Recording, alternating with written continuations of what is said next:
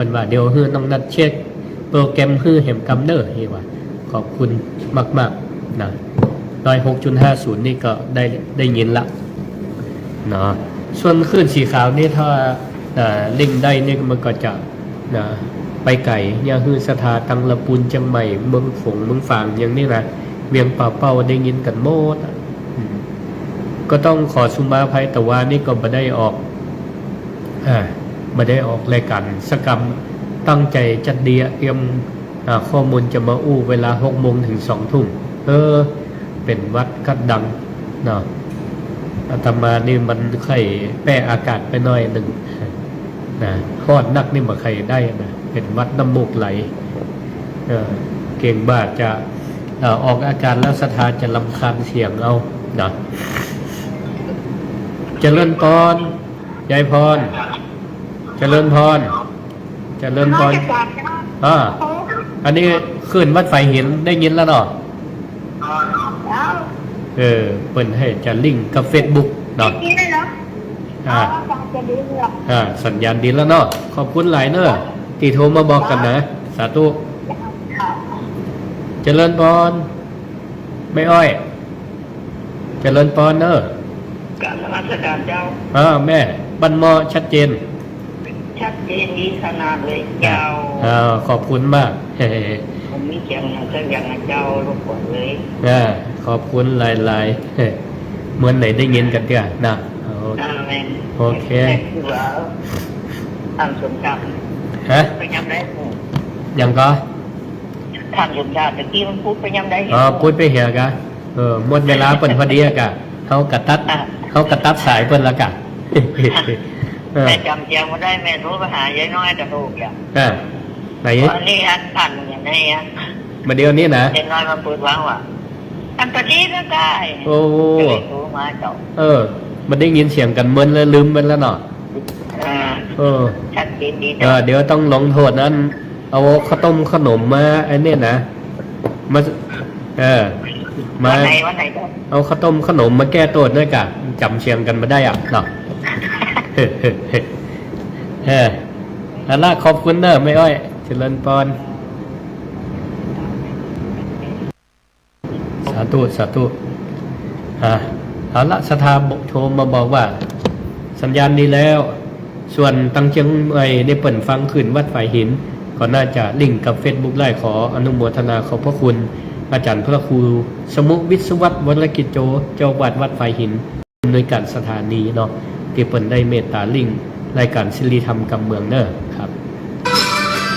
ส่วนขึ้นสีขาวก็ยังเป็นเพ่งแห่อยู่เป็นยักษ์เนาะแล้วสถานญาติโยมสาธุชนทั้งหลายเขาก็มาอู้มาปะกันรายการศิริธรรมกำเมืองก็อู้จ๋าเป็นภาษากำเมืองเอาธรรมะคำสอนขององค์สมเด็จพระสัมมาสัมพุทธเจ้า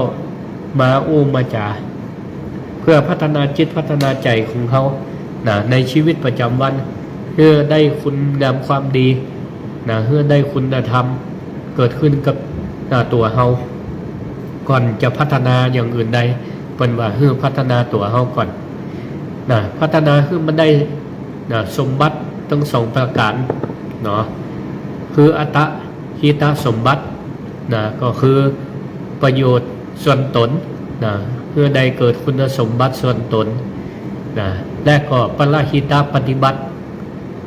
ก็คือการปฏิบัติเพื่อส่วนรวมเพื่อส่วนรวมคุณลักษณะของอัตตหิตสมบัตินั่นก็คือสมบัติส่วนตัว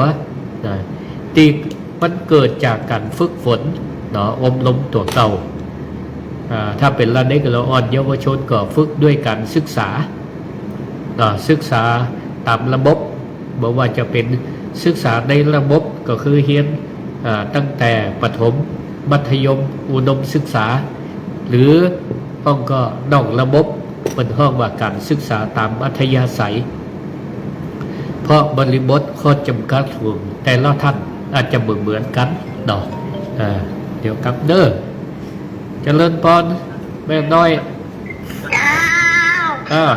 เสียงดีแล้วเนาะชัดเจนกำลังได้ยินเสียงว่ะแต่ว่าบัดสบาย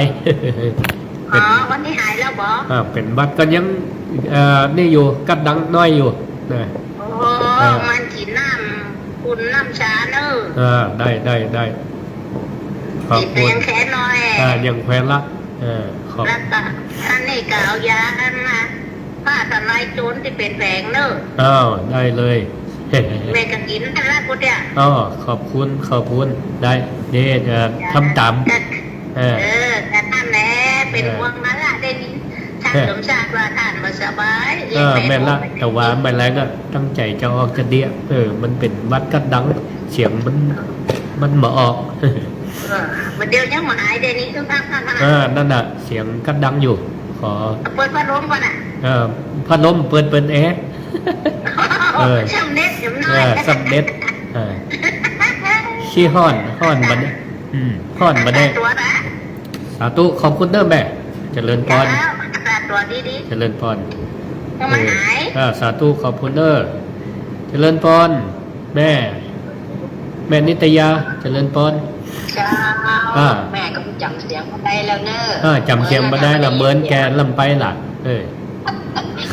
ไปทางไหนอ่ะท่าน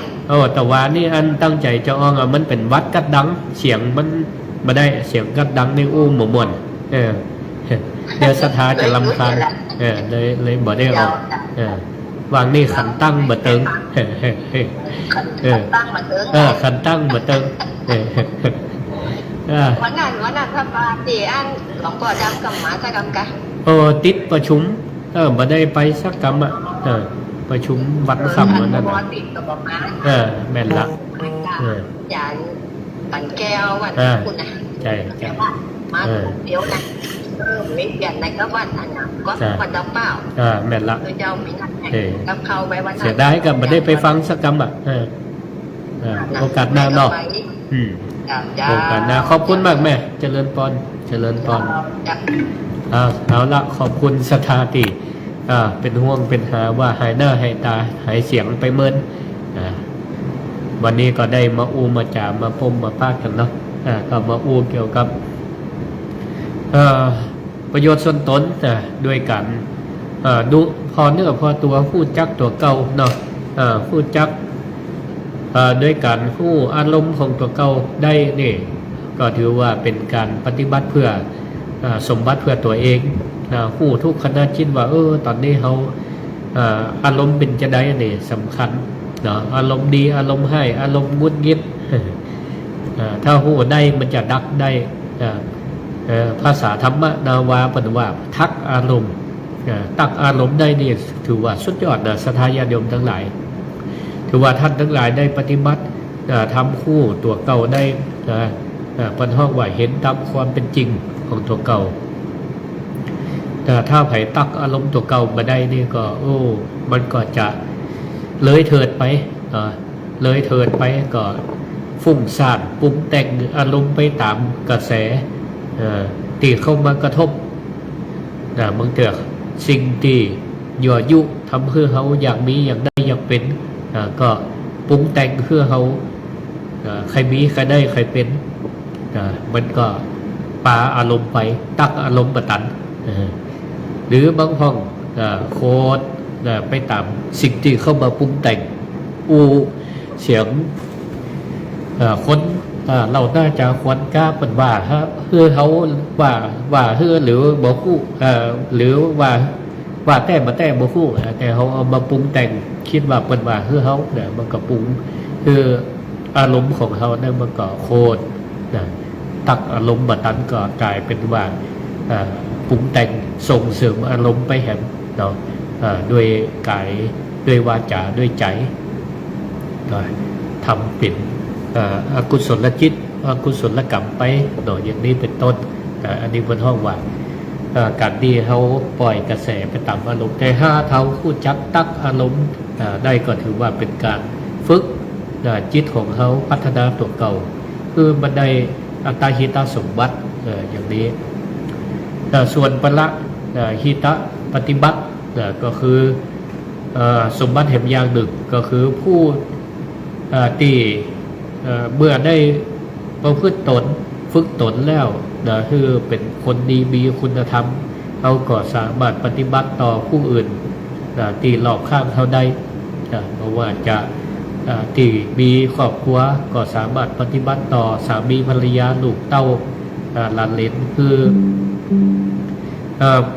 มีปฏิสัมพันธ์ที่ดีต่อกัน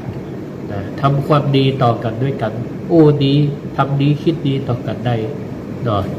และก็ชุมชนสังคมช่วยเหลือเกื้อกูลซึ่งกันและกันได้อย่างนี้บนห้องว่าปาละหิตาปฏิบัติมันก็จะได้ประโยชน์ถึงสองฝ่ายส่วนตัวก็ได้ส่วนคนรอบข้างก็ได้ประโยชน์ไปด้วยกันนะของสิ่งทั้งหลายในโลกนี้มันก็มีของอยู่คู่กันเนาะไม่ว่าจะเป็นความสุขหรือความทุกข์มีอยู่คู่กันไปอย่างนี้ดังที่เปิดได้ประพันธ์เตือนคำก่อนไว้ว่าสุขและทุกข์มีอยู่คู่กับโลกจะย้ายโยกแห่งหนตำบลไหนจะสุขบ้างทุกข์บ้างช่างไปไรจะทำใจให้เศร้าไม่เข้าการความสุขความทุกข์นี่มันเวียนกันเข้าเวียนกันออกแต่ทั้งนี้มันก็อยู่ที่ตัวเขาจะเอาอย่างไรความสุขมันเข้ามาเขาก็ตั้งอารมณ์พูดได้ว่าเขามีความสุขอยู่สุขหนอสุขหนออย่างนี้นะหรือความทุกข์มันเข้ามาเขาก็ตั้งอารมณ์ได้ว่าตอนนี้เขามีความทุกข์หนอมีความทุกข์หนอถ้ามีความสุขหรือความทุกข์เข้ามาสืบหาเหตุคือมันได้นะว่าเหตุจะได้ให้เขามีความสุขเหตุอย่างที่เขามีความทุกข์เนี่ยเขาก็พิจารณาแล้วก็ทำคือความสุขความทุกข์นั้นมันดับได้มันดับได้ส่วนมากเขาก็อยากจะดับความทุกข์อยากดับความทุกข์คือมันมีความสุขไว้กับเขามันเบินแต่มันก็ยังว่ามันเป็นของคู่กับโลกมันก็ผันแปรเปลี่ยนกันไปได้เปลี่ยนกันไปได้บัณฑิตในทางพระพุทธศาสนาเขานั่นก็ถือว่าเป็นผู้เป็นผู้ฉลาดบัณฑิตเป็นผู้ฉลาดผู้ในเรื่องโลกเรื่องธรรมได้ก็คือมีความผู้ทั้งโลกก็คือสามารถประกอบอาชีพการงานมีรายได้สามารถเลี้ยงตัวเลี้ยงครอบครัวได้ส่วนมีปัญญาในทางธรรมก็คือสามารถผู้ดีผู้ชั่วมีความผู้สามารถประคองชีวิตทำกิจการงานด้วยสัมมาชีพอาชีพที่มันประกอบด้วยสุจริตมาทุจริตทุกอาชีพนั่นก็เขาก็สามารถพัฒนาตัวเก่าผู้ประกอบอาชีพสามารถพัฒนาคือเป็นบัณฑิตได้คือเป็นบัณฑิตก็คือทำการงานก็คือประกอบด้วยสุจริตแต่ถ้าเป็นบัณฑิตเป็นคนพาลก็จะประกอบอาชีพใดก็เล็งจ้องหาแต่ความทุจริตมีแต่ทุกตีทุกอาชีพก็สามารถประพฤติผิดได้เหมือนกันแต่ทั้งนี้ถ้าเขาสามารถตั้งอารมณ์นั่นแหละภาษาธรรมเป็นว่าทักอารมณ์ผู้อารมณ์ตัวเก่าว่าขณะนี้เขามีความโลภมีความโลภอย่างตะวานี่ก็มีข่าวสารเกี่ยวกับการทุจริตยามีแผ่วทุจริตยามันทุจริตยาหมายความว่าไงเอายาเบิกยาแบบราคาแพงยาต่างประเทศออกมาขายคือคนที่เป็นอยากได้ยาเพื่อเอาไปรักษาแต่ว่าตัวยามันราคาสูงมันก็มีกลุ่มมิจฉาชีพไปทุจริตเบิกยาออกจากโรงพยาบาลออกมาขายในราคาที่มันก็ถูกกว่าท้องตลาดอย่างนี้เนี่ยเพราะว่าเขาสามารถตักอารมณ์ตัวเก่าได้ว่ามีความโลภอยากได้หลับสักการะอยากได้เงินได้ทองแต่ช่องทางที่ได้มามันก็ได้มาในทางที่ผิดบ่ฮู้จักตักอารมณ์สุดท้ายก็เปิดฮู้เปิดก็สามารถจับได้ดำเนินคดีตามกฎหมายไปอย่างนี้เพราะฉะนั้นเนี่ยเขาฝึกตนให้เป็นบัณฑิต คือเป็นผู้รู้สามารถตักอารมณ์ได้มีปัญญามีปัญญาผู้ประโยชน์ผู้ประโยชน์ได้ถึงสองประการประโยชน์เฉพาะหน้าประโยชน์ระยะสั้นประโยชน์ระยะยาวประโยชน์ระยะสั้นก็คือประโยชน์ที่มันเกิดขึ้นเฉพาะหน้าเกิดขึ้นเฉพาะหน้าส่วนประโยชน์ระยะยาวนั้นก็เป็นประโยชน์เอาประโยชน์เฉพาะหน้าก่อนเนาะก็หมายถึงอย่างประโยชน์ก็คือทรัพย์ภายนอกที่มันเกิดขึ้นจากองค์ความรู้ที่เราได้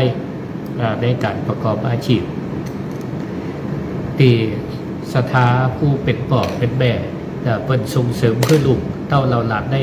ศึกษาเราเรียนก็เพื่อยังเพื่อที่คือเราอ่อนเขาได้มีวิชาความรู้เพื่อที่จะเกิดประโยชน์เฉพาะหน้าเอาไปอย่างเอาไปประกอบอาชีพประกอบอาชีพเพื่อใช้ความรู้ในการประกอบอาชีพเพื่อได้รับผลตอบแทนเป็นเงินเดือนแล้วก็สามารถเอาไปดำเนินชีวิตได้ตามโลกธรรมที่ตัวเก่าอยากคือมันเกิดขึ้นได้อันนี้เป็นห้องว่าประโยชน์เฉพาะหน้าส่วนประโยชน์ระยะยาวนั่นก็หมายความว่าทรัพย์ที่มันเกิดจากภายในทรัพย์ที่มันเกิดจากภายในคืออริยทรัพย์เป็นความรู้ที่เกิดตามธรรมที่มันเกิดตามธรรมบัณฑิตก็ต้องรู้จักแสวงหาประโยชน์ทั้งสองประการนี้ก็คือทิฏฐธรรมมิกถาประโยชน์ก็คือประโยชน์เฉพาะหน้าหรือประโยชน์ปัจจุบันอย่างที่เขาทั้งหลายผู้จักเสาะว่าหากินทำมาหาเลี้ยงชีพด้วยการมีความขยันหมั่นเพียรมีความขยันหมั่นเพียรมีการรักษาทรัพย์ที่หามาได้มีความขยันหมั่นเพียรรักษาแล้วก็ผู้จักเก็บมีเพื่อนที่ดีและก็ประกอบอาชีพที่สุจริตมีประกอบอาชีพสุจริตมันก็จะสามารถทำให้เรานั้นประคับประคองชีวิตไปได้อย่างยาวนานมีความราบรื่นในการทำมาหาเลี้ยงชีพไม่ต้องไปหวาดระแวงวิตกกังวลว่าอาชีพที่เขาทำนั้นมันจะผิดกฎหมายมันจะผิดกฎหมายส่วนประโยชน์ในระยะยาวก็คือสัมปรายิกถประโยชน์ประโยชน์ในภพหน้าประโยชน์ระยะยาวประโยชน์ชั้นสูงส่วนประโยชน์ปัจจุบันเฉพาะด้านนั้นก็เป็นเรื่องของการแสวงหาทรัพย์ภายนอกตีเรื่องด้วยโลกธรรมที่มันปรารถนาเบื้องต้นเราทุกวันนี้พยายามที่ทำการทำงานกันอยู่ทำอาชีพที่มันเหมาะมันถนัดกับตัวเขาสามารถทำได้มีความชอบความชอบก็คือฉันทะความพออกพอใจที่เขาอยากจะทำแล้วก็ใส่ความเพียรพยายามเข้าไปวิเคราะห์การทำงานนั้นมันก็จะประสบความสำเร็จสิ่งที่ได้มาก็คือโลกธรรมก็คือมีลาภมียศมีสุขมีสรรเสริญอย่างนี้เป็นต้นบางคนก็ทำงานตามที่ตัวเก่าชอบหรือมีต้นทุนอยู่พ่อก็มีตีมีตามมีต้นทุนที่พ่อแม่มีมรดกไว้ให้หรือพ่อก็แสวงหาด้วยตัวเองแล้วก็มีความชอบมีบุคลิกส่วนตัวมีความสันโดษก็ไปสร้างพื้นที่โดยการทำปลูกบ้านปลูกสวนปลูกพักอย่างต่างๆบางคนสันโดษมายุ่งเกี่ยวกับไผ่ก็สามารถทำสัมปรายสามารถทำที่ทำมิกถาประโยชน์ของตัวเองได้คือมันเกิดรายได้ขึ้นมาบางห้องก็ชอบในการทำงานกับระบบราชการห้องก็อยากเป็นราชการก็คือทำงานเพื่อพระราชาเพื่อพระเจ้าแผ่นดินโดยเอาตัวเนี่ยเสียสละเข้าไปทำในราชการเป็นครูบาอาจารย์เป็นทหารตำรวจเป็นแพทย์เป็นหมอเป็นอะไรอย่างเขาว่าไปก็ สิ่งที่ทำแล้วมันเกิดผลพลอยได้ความตักตำความพยายามก็คือมียศมีความสุขอันเกิดจากการได้มามีคนสรรเสริญยกย่องอันนี้มันเป็นโลกธรรมที่เกิดขึ้นซึ่งปุถุชนเขาทั้งหลายก็แสวงหากันอยู่แต่ทั้งนี้เขาก็ต้องหู้เท่าทันถึงการได้มาซึ่งลาภยศสุขสรรเสริญที่มันได้มาก็ขอคือมันได้ด้วยความสุจริตด้วยความบริสุทธิ์ใจความสุจริตใจที่เขาทำด้วยน้ำฮักน้ำแรงของตัวเก่าบ่ได้มาด้วยความทุจริตหรือไปได้มาด้วยการ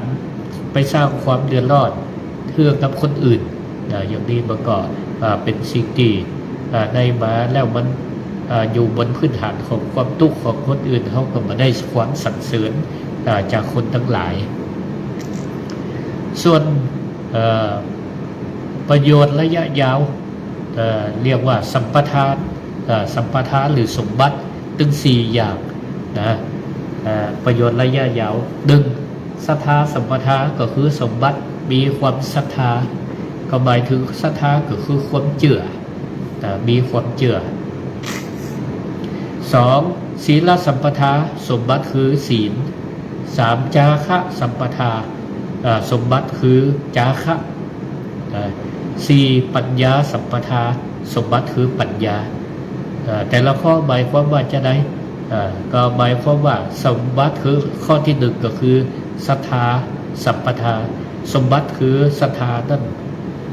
ก็หมายความว่าช่วยให้เขาเนี่ยเชื่อมั่นความหมายในชีวิตว่าเขาเกิดมาจะอย่างเขาจะมีชีวิตอยู่เพื่ออย่างนี้เขาก็มีความเชื่อมั่นมีศรัทธามีเป้าหมายของชีวิตบางคนก็มีความศรัทธาตั้งมั่นในพระรัตนตรัยยึดเอาพระรัตนตรัยเป็นที่ตั้งก็คือว่าพระพุทธเจ้าเป็นที่พึ่งของข้าพเจ้าพระธรรมเป็นที่พึ่งของข้าพเจ้าพระสงฆ์เป็นที่พึ่งของข้าพเจ้านี่ก็และมีความศรัทธาตั้งมั่นและอุทิศตนเพื่อพระพุทธศาสนาหรือบางคนก็มีความจงรักภักดีต่อสถาบันพระมหากษัตริย์อุทิศตนเพื่อปกป้องสถาบันชีวิตของบัณฑิตมีคุณค่าเพราะเขาได้ทำในสิ่งที่เขามีความศรัทธาในสิ่งที่ทำหรือบางพ่องมีความศรัทธาในครูบาอาจารย์เพราะเชื่อมั่นว่าครูบาอาจารย์นั้นเป็นเข็มทิศนำชีวิตของเขานั่นไปสู่ความสำเร็จในครูบาอาจารย์ไทยทอดวิชาความรู้เขาก็ตั้งอกตั้งใจทำเพียรก็มีความเชื่อว่าเพียรแล้วจะมีความสำเร็จในการประกอบอาชีพในหน้าที่การงานนั้นใดหรือเขามีความศรัทธาในคำแนะนำของคนใดคนหนึ่งสามีภรรยามีความศรัทธาความเชื่อต่อกันก็ได้อันนี้เป็นห้องว่าศรัทธาสัมปทามีสมบัติคือความเชื่อมั่นซึ่งกันและกันสามีมีความศรัทธาในภรรยาก็มีความศรัทธาในสามีก็มีความฮักต่อกันสื่อสัตย์ต่อกันจนเฒ่าจนแก่ลูกก็มีความสื่อสัตย์มีความศรัทธาต่อพ่อต่อแม่มีความเชื่อว่าต่อพ่อต่อแม่ว่าพ่อแม่นั้นสามารถนำพาให้ลูกนั้นเดินทางไปในทางที่ถูกต้องสมบัติข้อที่2ก็คือศีลสัมปทาสมบัติคือศีลก็หมายความว่าคนที่ได้ชื่อว่าบัณฑิตบ่หวั่นไหวไปตามคำนินทาข้อกล่าวหาต่างๆเพราะเขาเชื่อมั่นในความประพฤติดีงามของตัวเก่าเชื่อว่าสิ่งที่เขาทำมาเนี่ยดีละยึดมั่นในศีลข้อปฏิบัติพื้นฐานของบุคคลทั่วไปก็คือ5ข้อไม่โหดร้ายไม่มือไวไม่ใจเร็วไม่พูดปดไม่หมดสติเขาเชื่อมั่นในศีลของตัวเองเพราะศีลนั้นพระพุทธเจ้าเปรียบเหมือนอาภรณ์สีลังอาภัรดังเศษถังคือศีลเป็นอาภรณ์เครื่องประดับ เหมือนกับก่อนที่บอกว่าคนจะงามงามน้ำใจใช่ใบหน้าคนจะสวยสวยจัญญาใช่ตาหวาน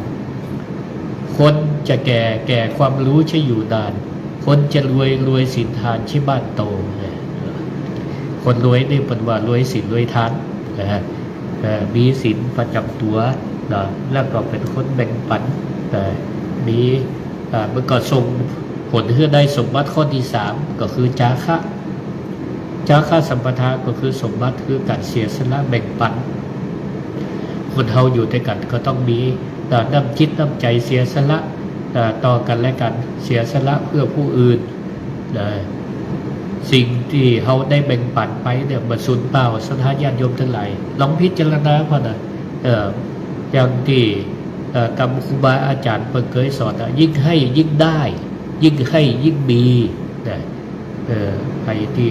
เป็นคนใจดีใจบุญสุดตานเนี่ยนะแบ่งปันฮื้อปันไปนะแบ่งปันฮื้อปันไปตามกำลังของตัวเก่าก็มันจะเกิดกำลังของตัวเก่าด้วยเชื่อเถอะว่าสิ่งที่เขาได้ทำไปนั่นหมดสูญเปล่าแม้แต่คนที่เป็นรับจากของที่เขาได้ฮื้อเปิดก็คู่บุญคู่คุณวันนี้เป็นเดือนรอดวันหน้าเป็นมีอยู่ดีมีความสุขเปิดก็ระลึกนึกถึงเขาก็มาตอบแทนเขาได้เหมือนกันอย่างเนี้ยต่อไปสมบัติข้อที่4ก็คือปัญญาอันนี้ถือว่าเป็นสมบัติที่ล้ำค่าที่ล้ำค่าไปไหนบ่มีสมบัติบ่มีเงินบ่มีทองติดเนื้อติดตัวแต่เขามีความคู่มีความคู่ติดเนื้อติดตัวไปนี่ก็ถือว่าอยู่ในบรรลำบากอยู่ในบรรลำบากใจปัญญาในการคิดในการคิดว่าไปอยู่ที่นี่พอบริบทแล้วพอสิ่งแวดล้อมแล้วมันควรจะทำการอันใดอันหนึ่งควรแยกการได้อย่างดีอย่างไรถ้าเขาใจปัญญาพิจารณาว่าก็จะทำเพื่อเขานั้นอยู่ได้อยู่หลอดปลอดภัยได้ก็เอาใจปัญญามีปัญญาความรู้ที่ไปไหนมาอดตายเป็นว่านะแล้วก็มีปัญญาพิจารณาถึงอนิจจังทุกขังอนัตตาผู้ตามสภาพความเป็นจริงบ่ยึดมั่นถือมั่นในสิ่งทั้งหลายในสิ่งทั้งหลายบางห้องนี้ก็สูญเสียแล้วก็บ่ฮู้จักปกจักหวังก็บ่มีความสุขบ่มีความสุขบางห้องก็ลอยได้เป็นห้องว่าบ่ยึดติดเพราะเข้าใจในสัจธรรมคือความไม่เที่ยงความเป็นทุกข์แล้วก็ไม่ใช่ตัวตนดังนี้มาถูกความทุกข์ครอบงำชีวิตก็สามารถมีอยู่ได้มีเรื่องหนึ่งลุงเลี้ยงบ้าไว้ตัวหนึ่งบ้านี่งามมีความสง่างามวันหนึ่งบ้าตัวนี้ก็โดดหนีออกไปจากขอบออกไปจากขอบแล้วที่นี่ก็เพื่อนบ้านก็แสดงความเสียใจ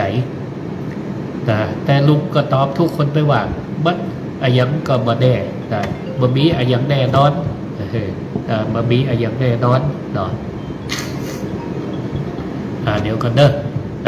บ่มีอายังแน่นอนต่อมาบ่เบิดมาตอนนั้นปิกมาที่ขอบพ้อมกับปลาบ้าปลาตัวแม่มาตัวแหมดึงตัวเพื่อนบ้านก็มาแสดงความดีอกดีใจยินดีว่าดีใจตัว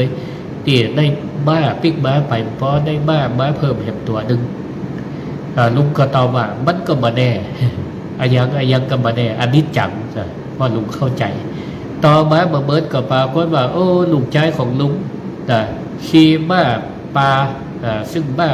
ปลาเนี่ยมันก็มาได้รับการฝึกมาดีบ้าพยศก็เลยปลาเฮือลูกเบาของตัวเก่าตกบ้าขาหักไปเพื่อนบ้านก็ตั้งมาแสดงความเสียใจว่าลูกเบาตกบ้าขาหักลุงก็ว่าอายังมันก็เหมือนแน่อายังมันก็เหมือนแน่นอนอยู่ต่อมาเมื่อก็ กองทัพเปิ้นก็โอ้ข้าศึกโจมตีข้าศึกมาประชิดเมืองจำเป็นต้องอาศัยคนหนุ่มมาเป็นทหารก็เลยเกณฑ์หมู่ลูกเจ้าบ้านเจ้าจองตีมีอายุครบถึงไว้เกณฑ์ทหารก็มาไล่เกณฑ์เอาลูกเจ้าบ้านเจ้าจองมาเป็นทหารแต่ก็เลือกอยู่เหมือนกันคนที่คุณสมบัติดีแขนขามือตีนดีก็ได้ไปเป็นทหารปรากฏว่าลูกลุงนี่หลอดเพราะว่าขาหักไปมาได้เปิดมาเอาไปเป็นทหารก็ปรากฏว่าลูกลุงนี่ก็หลอดได้อย่างมันก็มาแน่นอนสถานญาติโยมทั้งหลายนี่แหละสิ่งที่เขาควรคือมันเกิดขึ้นกับตนได้เป็นห้องว่าสมบัติ4อย่างก็คือศรัทธาศีลแล้วก็มีศรัทธามีศีลแล้วก็มีความเสียสละแล้วก็มีปัญญาอันนี้เป็นทรัพย์ที่อาภรณ์ติดเนื้อติดตัวเอาไปได้แล้วก็เป็นประโยชน์ต่อภพภูมิเบื้องหน้าก็ได้บ่ว่าจะไปตีไหนในภพภูมิเบื้องหน้าสมบัติ4ประการเนี่ยก็จะติดตัวเข้าไปคือศรัทธามีความเชื่อมั่นเมื่อเขานับถือพระพุทธศาสนาเชื่อได้แต่ว่าทำดีได้มันก็ดีทำร้ายทำชั่วมันก็ได้ร้ายได้ชั่วได้ไหนอย่างนี้เอาละก็ศรัทธาญาติโยมทั้งหลายได้ได้จ่ามาก็พอเวลาก็จะม้วนแล้วเนาะเอาละเปิดสายคือศรัทธาได้โทรเข้ามาเด้อโทรเข้ามาเนาะ064-949-5999บอกผู้ว่าขึ้นสีขาวเนี่ยตกลงว่าอันเป็นได้ลิงก์ก็จ้าเป็นตาเฮาเนี่ยมันได้เปิดไว้แต่แรกมันก็เลยลุดไปเหี่ยหรือว่าใครได้ฟังก็โทรเข้ามาเด้อ064-949-5999เจริญพรรอบ2ยายพรแล้วเชียงเชียงยังเป็นวัดก็ยังใหญ่เสียงเป็นวัดด้วยเด้อขอสุบายอภัยว่าอากาศมันบ่ค่อยดีPM มันนักละไปแบ่งไปจักใบหัวบ่มืดร้อนมืดหนาวเลยนั่นล่ะมืดร้อนมืดเย็นวันร้อนเนี่ยนั่นล่ะเด้อรักษาสุขภาพกันตัวเจริญพรขอบคุณศรัทธาที่โทรเข้ามาเด้อ064-949-5999รายการศิริธรรมกับเมืองเบิร์ดไหนมาออกกันเทือเตื้อมาออกกระเสียงก็บ่ค่อยดีแม่ก็ว่าโอ้ยบ่ไปนอนเฮียก่อนหายดีก่อนมาออกเลยเจริญพรเจริญพรแม่เข้ารายการออกอยู่นอกชัดเจนดีขอบคุณเด้อสาธุขอบคุณเด้อเจริญพรขอบคุณแม่ก็ฟังทั้งวังจิ้นจังหวัดแปะพวกก่อนนะขึ้นสีขาวดังแล้วเนาะขึ้นสีขาวดังแล้วนะเอาละเห็น10 นาทีฝ่ายจะโทรเข้ามาแนะนำรายการได้หรือว่าแลกเปลี่ยนความคิดเห็นก็โทรเข้ามาได้เนอะ064-949-5999เสียงมันติดวัดว่าชัดเจนจะได้ก็ขอสุมาอภัยเดี๋ยวผมก็ว่าโอ้มาได้ออกเบิดลบลี่ไปทางไหนนะมีอยู่2 อย่างถ้าบ่ติดไปอบรมบ่ติดการเรียนการสอนก็เป็นวัดนะเป็นภูมิแพ้วันนี้ก็เรียนออนไลน์วันละค่ำเหมือนกันตั้งแต่เจ้าถึงบ่ายนะ ใครจะโทรเข้ามาก็โทรได้เด้อตั้งสถานีวิทยุเพื่อการศึกษาวิทยาลัยสงฆ์นครลำปาง FM 106.50 ก็ดีขึ้นสีขาวเพื่อชาวประชาตีฟังกันอยู่0649495999นะโทรเข้ามาได้ตอนนี้นะแต่ถ้านอกเวลานี่บัจจัยอ่านรายการศิลธรรมแล้วเด้อเจริญพรยังนักประกาศเจ้าข้าจารย์เจ้าแม่สีเจริญพรต้องพูดข้าจารย์หลายวันหลายติ๊บเนาะวันได้ออกไปหันไปดีห้องวันนี้ว่างละก็เลยมาออกรายการเด้อไม่สบายแล้วอาจารย์เป็นวัดด้วยนะเสียงติดวัดด้วยนึงเด้อมันจริงนะนั่นแหละขี้ฝุ่นมันนักเนาะเอาละแม่ก็เหมือนกันเด้อรักษาสุขภาพอยู่ดีมีสุขเด้อขอบคุณเจริญพรเด้อสาธุช่วงนี้ก็เป็นช่วงที่บจร.วิทยาลัยสงฆ์นครลำปางกำลังเปิดรับสมัครบุคคลที่จบบ.3 จบ บ.3 มาสมัครเขียนประกาศนียบัตรเทียบ บ.6 ก็ได้หรือจบ บ.6 มาต่อปริญญาตรีก็ได้จบปริญญาตรีมาต่อปริญญาโทก็ได้เจริญพรเจริญพรแม่ทองสุขชัดเจนแล้วต่อเจ้าชัดเจนแล้วมันจะยินเสียงเหมือนเสียงเป็นวัดแม่ละเป็นวัดแต่ว่าก็ตั้งใจจะออกก็เป็นวัดแต่ว่าซ้ำเสียงให้เลยนี่ก่อนเจ้าว่าสาธุขอบคุณแม่จงฟังหายเนอะสาธุขอบคุณขอบคุณศรัทธาที่โทรเข้ามาเด้อก็หลายผู้หลายท่านก่อนที่ตามทาง Facebook Live ก็ให้ติดตาม Facebook ก็ดีช่วยกันประชาสัมพันธ์บอกต่อกันตัวเด้อรับสมัครผู้ที่มาเรียนในระดับปริญญาตรีปริญญาโทก็ตอนนี้ Facebook Live ก็มีท่านรองเจ้าคณะอำเภอห้างชัดก็เข้ามาติดตามรับฟังรายการศิลธรรมกับเมืองไปL12ปนามาให้จังหวัดเขาหลายผู้หลายท่านก็ไปศึกษาดูงานเรียนรู้วัฒนธรรมพระพุทธศาสนาในต่างประเทศอันนี้พอเปิดตัวพอเขาตัวเอาวัฒนธรรมเปิดก็มาปรับปรุงประยุกต์เข้ากับของเขาเอาของเขาไปแลกเปลี่ยนวัฒนธรรมเปิดตัวของก็แลกเปลี่ยนกันไปอย่างนี้ละเวลาโทรมาโทรศรัทธาญาติโยมแต่เวลานอกเวลานี่ต้องขอความเข้าใจ0649495999เนี่ยเบอร์โทรนี้มันได้เป็นเบอร์โทรสถานีวิทยุเป็นเบอร์โทร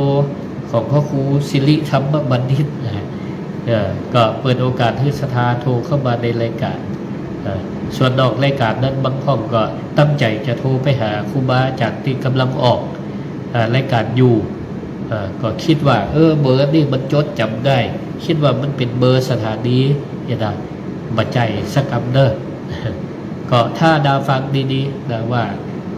คนออกรายการเป็นชื่ออะไรยังเบอร์โทรอะไรยังก็จดแล้วก็โทรหาคนจะได้ถูกคนบางทีก็ตั้งใจจะโทรหาครูบาอาจารย์ที่กำลังออกรายการอยู่บัจจัยสักคำเชียงสตังไปบ่ได้เจริญพรเรียนสมบูรณ์รอบ2รอบ2ได้สาธุแต่ที่มันหักคล้ายกันก็นักไม่ได้